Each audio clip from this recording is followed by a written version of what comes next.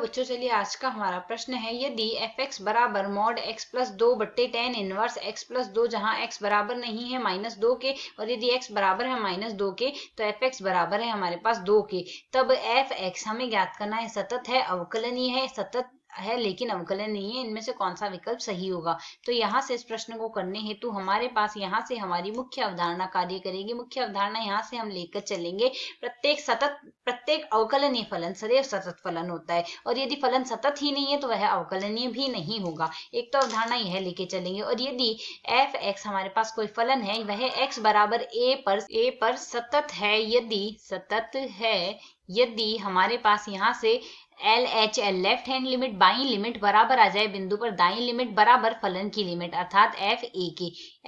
के बराबर यदि आ जाए, तो यह फलन हमारे पास यहाँ से इस बिंदु पर सतत कहा जाता है। तो यदि अब हम यहाँ से इस फलन के लिए सीमा निकालें, तो सबसे पहले एक हम यह काम में लेंगे, यहाँ से यदि लिमिट x का मान हमें अग्रसर दिया गया है 0 की और x बट्टे में tan इनवर्स x का जो मान लिखा जाता है tan इनवर्स x, यह हमारे पास बराबर आएगा 1 के। तो यदि अब हम यहाँ से सरल करें, मॉड x हमें मॉड x प्लस 2 दिया गया है, तो मॉड x फलन के बारे में हम जानते हैं, मॉड x का मान या तो प्लस का x होता है या माइनस का x होता है। यदि x का मान 0 है, 0 से बड़ा है तो प्लस x आएगा, 0 से छोटा है तो माइनस का x आएगा। तो यदि अब हम यहाँ से पहले यहाँ से बाई सीमा निकाल दे, तो एल एच एल बराबर हमारे पास क्या आएगा, लिमिट x का मान हमने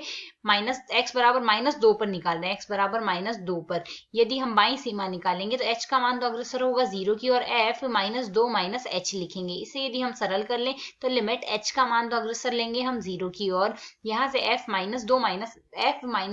h, x के स्थान पर -2 रखेंगे तो मान क्या आ जाएगा, -2 प्लस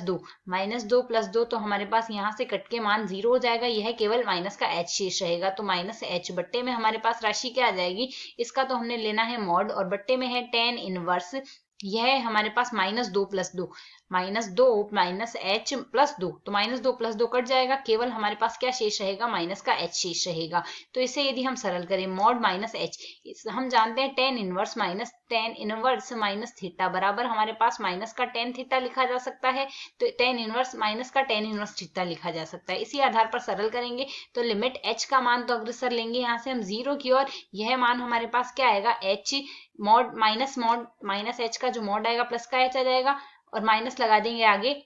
tan इनवर्स h आ जाएगा, यह हमने इसका माइनस आगे लगा दिया। इसे यदि हम सरल करते हैं तो इसका मान हमारे पास किसके बराबर आ जाएगा, इसका मान आ जाएगा हमारे पास -1 के बराबर, यह आ गई हमारे पास बाईं सीमा। ठीक इसी प्रकार अब निकालते हैं दाईं सीमा, एल एच एल बराबर क्या आएगा, लिमिट h का मान लेंगे अग्रसर 0 की और f 2 प्लस h हो जाएगा -2 प्लस h, x बराबर -2 पर ही तो जांच रहे हैं, तो यह मान क्या आ जाएगा, लिमिट h का मान अग्रसर लेंगे 0 की और तो -2 प्लस 2 कट जाएगा, केवल मॉड h शेष रहेगा और बट्टे में मान आ जाएगा tan इनवर्स -2 प्लस 2 फिर से कट गया, tan इनवर्स h शेष रहेगा। अब मॉड h का मान हमारे पास h ही आएगा यहाँ से, तो इसे सरल करेंगे, सीमा आ गई 1। तो जैसा कि हम यहाँ से देख सकते हैं बाई सीमा ही हमारे पास बराबर नहीं है ये दाई सीमा के, अतः यहाँ से हमारे पास x बराबर -2